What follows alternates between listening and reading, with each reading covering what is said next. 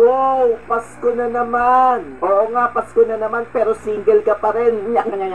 Hoy, gusto mo pa ng aginaldo o ayaw mo? Halos lahat siguro tayong mga Pinoy Christmas ang pinaka-inaabangan kada taon. Kasi kahit wala kang jowa ngayong Pasko, nandyan naman pamilya mo. Kasi kahit wala kang jowa ngayong Pasko, nandyan naman yung masasarap na pagkain na handa nyo. Kasi kahit wala kang jowa ngayong Pasko, nandyan naman si Ninang at Ninong mo. Kasi kahit wala kang jowa ngayong Pasko, nandyan na may aginaldong matatanggap mo. Kasi kahit wala ka, hoy, tama na. Joke lang. Pero ako kasi nung bata ako, sobrang excited ko tuwing sasapit ang Pasko. Kasi isipin mo yun, may bago kang damit na isusuot. Yung sa sobrang excited mo Nobyembre pa lang sinusuot mo agad pamasko mo. Yung sa sobrang excited mo, Disyembre 1 pa lang nangangaroling ka na. Yung kahit gamit mo lang lata ng nido at mga pinukpok na tansan. Tapos todo kanta kayo kahit mali-mali lyrics nyo. We wish you Americano, we wish you Americano, we wish you Americano, and a happy kalbo.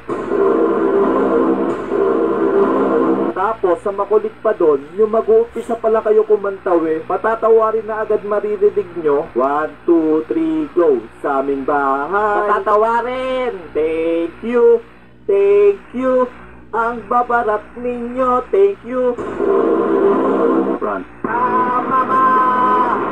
Tapos, pagsapit naman ng simbang tabi, ay simbang gabi, magkakayaan kayong magtotropa. Uy pare, simba tayo, gising tayo 3 AM. Tapos, kinabukasan, pag gising mo, yung mga walang hiyamong tropa, mga tulog mantika. Kaya ang mangyayari, lonely, Mr. Lonely. December 25, eto na, Pasko na. Ito na yung pinakahihintay mo kada taon. Kasi matatanggap at malalasap mo na yung aginaldo mula kay Ninong at Ninang mo. Kaso nga lang, pagpunta mo sa bahay nila, walang katao-tao. Ninong, nasan ka na? At nung matsyempuhan mo si Ninong mo sa daan, ang mangyayari, next year na lang yung aginaldo mo. Bawi na lang si Ninong. Ninong, narinig ko na yan last year. At nung may matanggap ka kay Ninong mong big time,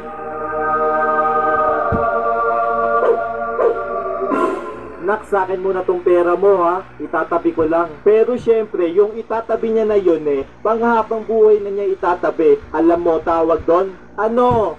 Na-scam ka boy. Yawa. Pero